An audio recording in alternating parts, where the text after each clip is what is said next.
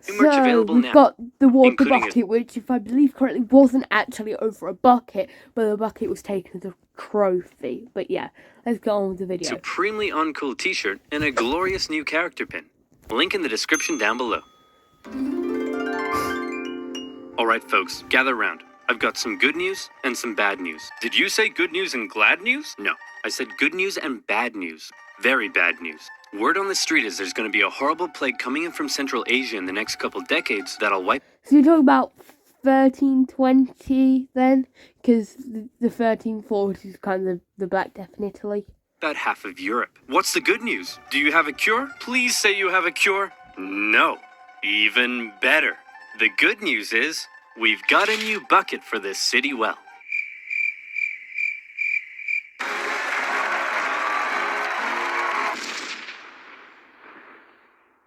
To understand the War of the Bucket, we first need to talk about this guy. He's the man with the plan, the host with the most. He's holy, lowly, he eats ravioli, with the white cassock, matching pellegrina, and the most tasteful of fringed fascias. Come on, y'all know who I'm...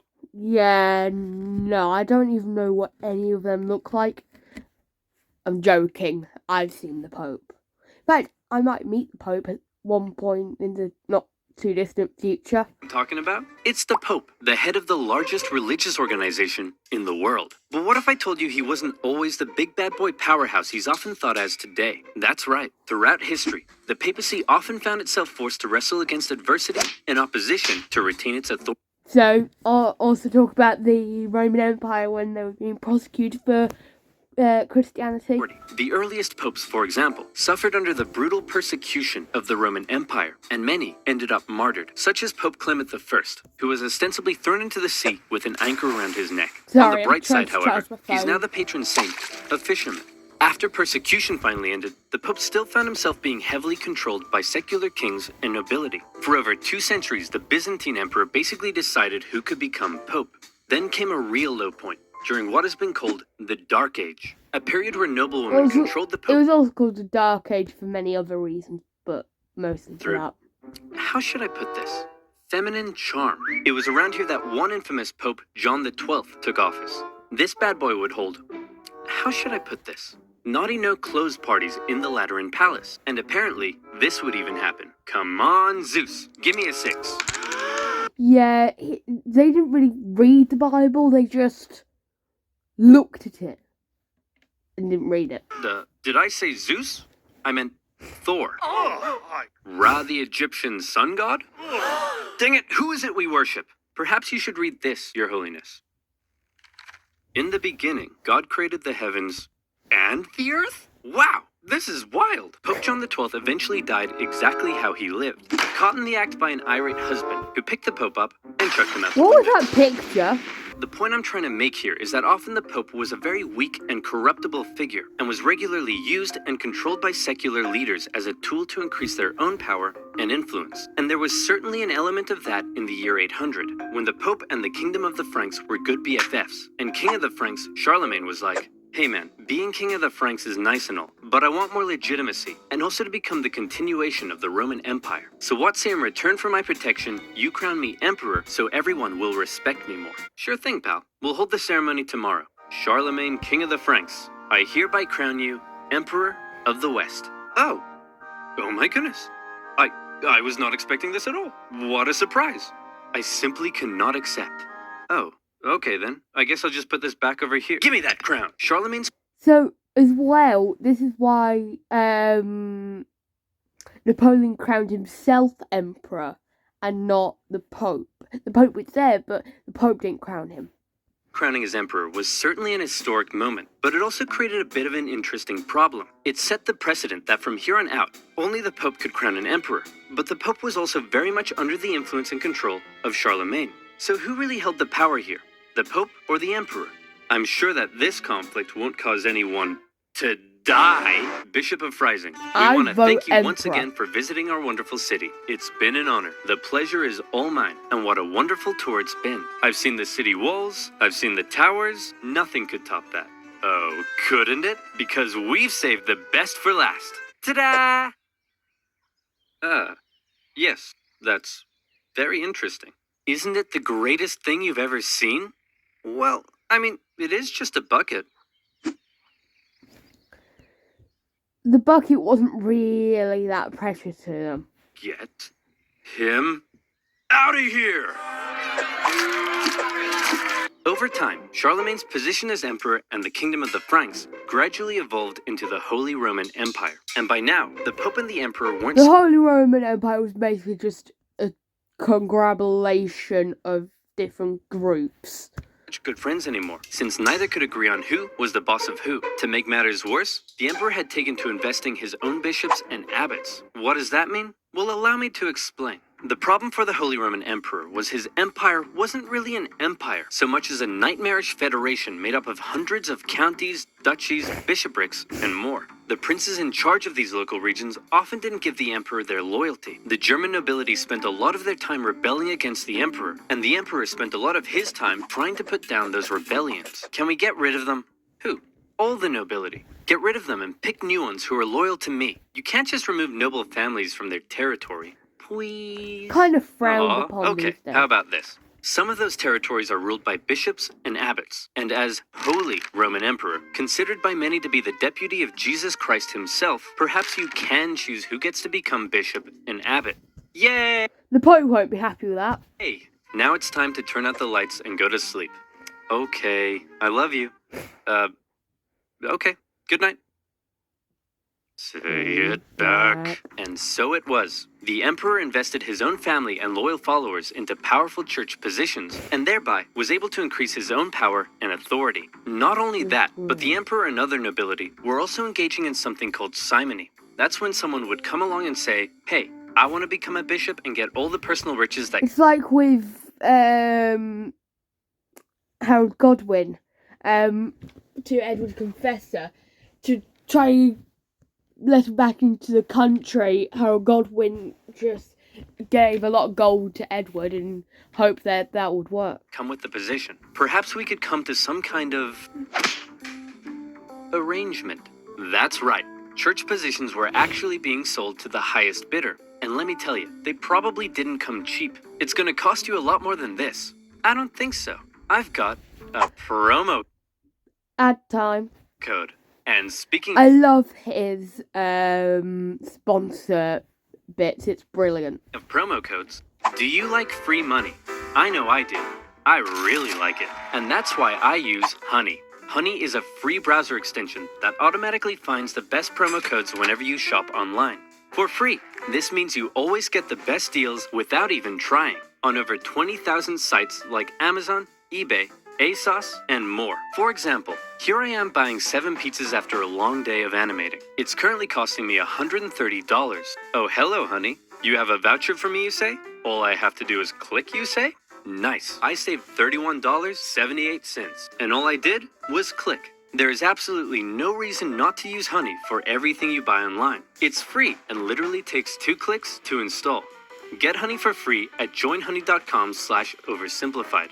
That's joinhoney.com/oversimplified. And as always, by using my links, you'll be supporting my channel. So thank you. Now where were we? Oh yeah. Investing bishops and abbots, selling church positions, authority, and power. Wait a minute. This is depravity. The purpose of the church isn't for him to increase his own authority and power. It's for me to increase my authority and power. It's for me to increase my own authority and power. What about Jesus, Your Holiness? What? I thought the purpose of the church was to spread the good message of Jesus Christ. How drunk are you? Very. Very. All right, the results for the election of Chief Magistrate are in. Giovanni Kablami, 1%. Spaghetti Jeff, 2%. Maybe some hurtful stereotypes. And the bucket, 1 trillion%. Around the year 1050, a series of reformist popes came along, and they said enough was enough. They wanted to stop the emperor from abusing the church and investing his own church officials. How are you going to stop me so long as I have control over who becomes pope? Remember the circular power division? If you try to stop me, I'll just depose you and pick someone else. Oh no, I've contracted tuberculosis. And just like that, the emperor was dead. His 6-year-old son, Henry IV, took over. And as we all know, child emperors equal opportunity. The church had an opening to take back control of the papacy. Hey man, I hope you don't mind, but we're changing the rules so that only the church cardinals can elect the Pope, and you no longer have any say in the matter. You know, if that's cool with you. I peed my pants. He's 6. Okay, great talk. Then, with the position of the Pope a little more secure, he held a big meeting where he drew up a big list of all the reforms and new powers he was giving himself. And it included some pretty gnarly stuff. Okay, first, I have the power to depose emperors. Everyone cool with that? Makes sense. Yeah? Let's see. Only I can depose or reinstate bishops. Makes sense. Alright, no one can judge me. All princes shall only kiss my feet. Only my name shall be spoken in the maybe a churches. little My bit. name is the only name in the world. Okay, I think you're done. These were all some pretty radical powers the Pope was giving himself. And with these reforms, the Pope was basically telling the Emperor, you no longer have the right to choose your own bishops and abbots. Only I can do that. When the Emperor, now a full-grown man, heard the news, he was furious. What? This is madness! Who does this guy think he is? I'm the Emperor, for goodness sake. He can't tell me what to do. I'll invest my own bishops and abbots if I want to, and this rapscallion can go right to heck! I peed my pants again! The whole conflict That's just gonna be a escalated when Henry reference IV now. went to the Pope and said, hey, guess what, sucker? You're deposed. Oh? Wait a minute. I'm the Pope. You can't depose me. You're deposed. Oh. Wait a minute. I'm the Emperor. You can't depose me. You're deposed. Oh. Wait a minute. Eventually, the German princes took advantage of the situation, and they all turned against Henry. Henry was forced to apologize to the Pope, and the whole thing ended there. Except it didn't. The whole conflict, known today as the investiture controversy, would continue on for centuries as popes and emperors engaged in a power struggle over the emperor choosing his own church officials. The overall result of this conflict is very intricate and full of complexities, but in general, the Pope was able to increase his authority. Great news, Your Holiness. Your influence is on the rise throughout civilized Europe, except for this one city in northern Italy. Really? What's going on there? Bologna. As for the emperor, he found his realm thrown into further chaos and civil war, as the local princes continued to increase their own power and independence. This was most notably the case in northern Italy. Separated from the rest of the Holy Roman Empire by the Alps, the emperor's influence and control over Italy had And this is also why it's kind of impenetrable. often been questionable. In the current chaos, these Italian city-states began operating almost entirely independently. Their practical independence was further solidified when Emperor Frederick Barbarossa came down in 1176 to try to reassert his control. The cities formed an alliance, and with the Pope's support, they kicked the emperor right back to Germany. Hooray, said the Italian city-states. We did it! We're the best of friends. And then they immediately began attacking each other. Yep. Why? Well, this whole Pope versus Emperor thing, in Italy at least, had infiltrated society to its very core. Across Italy, families and cities were torn between two opposing sides. On one side, the Guelphs, who supported the Pope's cause. On the other, the Ghibellines, who supported the Emperor. These two sides struggled for control as Guelph cities battled against Ghibelline ones. As usual, personal interest played a pretty big role, as pro-Pope Guelph cities tended to be rich mercantile ones who didn't like the Emperor's taxes. Emperors supporting Ghibellines, on the other hand, were often agricultural, where the expanding Therefore showing on which the effect of it just depends on where you come from to which political party you want. Papal states were a larger threat. These cities would sometimes even switch sides depending who is in charge and their ever-changing personal interests. In some cities, brutal fighting broke out in the streets as opposing families fought for control. At times, the conflict became so tribal that the differences between the two sides were just downright silly. My love, I can't bear it. We must be together. But how can we? My Ghibelline family wears feathers on the left side of their caps, and your Guelph family wears them on the right. My Ghibelline family cuts fruit straight down, and your Guelph family cuts fruit crosswise. These are arbitrary differences. We shouldn't let them tear us apart. We can be together no matter what our Just say you should cut it straight down, it's safer. families think. Wonderful news. Let's make a toast to our love. I'll drink from my Ghibelline smooth goblet, and I shall drink from my Guelph chaste goblet. Get out of my sight, you dirty Pope-loving wench. Two city-states in particular that got caught in a long-standing rivalry was the Emperor supporting Modena and the Pope-supporting, bucket-loving Bologna. These two cities had bad blood between them, as they had already fought against each other on a number of occasions. In 1249, the two sides took part in the Battle of Fasolta, after which the victorious Bolognese launched a live donkey into Modena to humiliate them. For decades after that, the two sides would occasionally take little day trips into each other's territory and mess things about a bit. In the fateful year of 1325, the Bolognese went on one such trip and laid waste to some farmlands. The ruler of Modena, Passerino de Bonacolsi, was having none of it. He was actually there at the time. The Bolognese had two major forts protecting their city in the southwest, so Passerino, in retaliation, decided to take an army down and lay siege to one of them. Hey, you dirty Bolognese jerks! You think you can raid our farmlands? Come out here and face me like a man! Hey man, what's up? I've just come out to let you know that there's no need to siege us because— Whoa, hey man, chill out. I'm trying to tell you— Whoa, stop doing that. I'm trying to tell you I'm actually secretly sympathetic to the Imperial cause and I want to willingly hand the fort over to you. Oh, cool. Okay. Dude, what was that for? For betraying your people. And this is for joining mine. Mwah. Actually, that's quite a sophisticated response. The Bolognese were pretty unhappy to lose one of their main defensive forts, but to make matters worse, then this happened. Hey, wait a minute. Where's the bucket? Oh no, it's gone. Those Modenese must have taken it. We'll make them pay. This is unacceptable. They may take our lives. They may take our fort, but they will never take— You can actually see the bucket in Moldova today, or whatever it was called. our bucket! Oh wait, here it is. But not I found it, Bologna. guys. It's right here. Phew. Could you imagine if we started a war over that? That would have been really stupid, and there'd probably be a billion videos about it on YouTube one day. Thank goodness it never actually happened.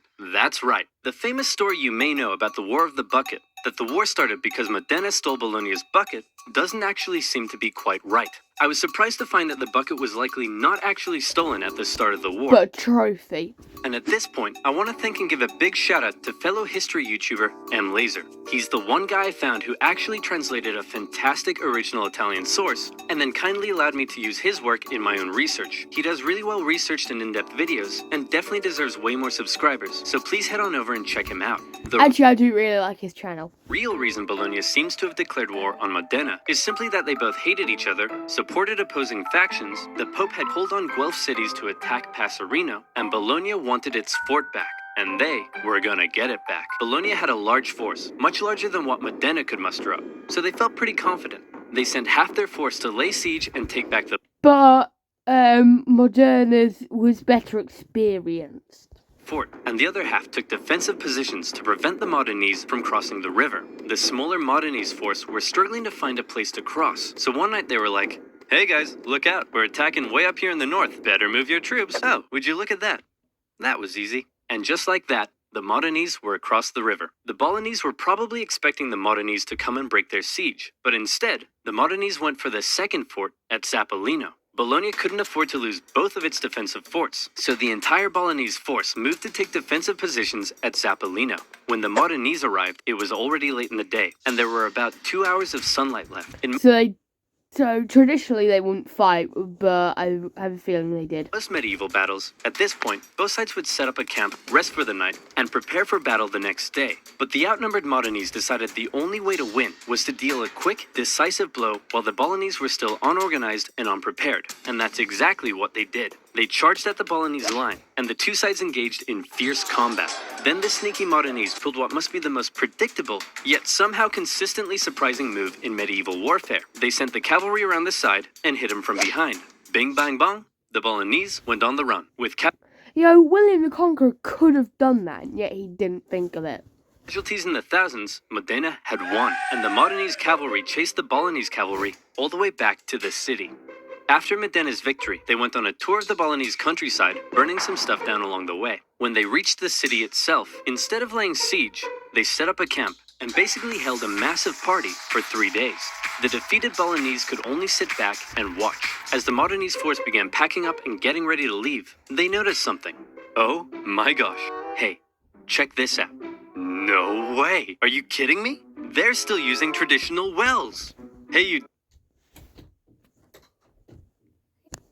Sorry about that. dumb Bolognese. Ever heard of an artesian well? You can't even get water out of the ground without using a stupid bucket. It's not a stupid bucket. It's a wonderful bucket. Yeah, whatever, bucket boy. We're taking this It's because of how old the well was, probably. with us. So Modena stole Bologna's bucket and put it up on display in their cathedral, eventually moving it to the city hall, where it remains on display to this day. The two cities came to a peace settlement a few months later. Bologna would have to pay heavy war reparations, But it'll just dissolve again. and in exchange, Modena would return all conquered territories. Modena kept the bucket.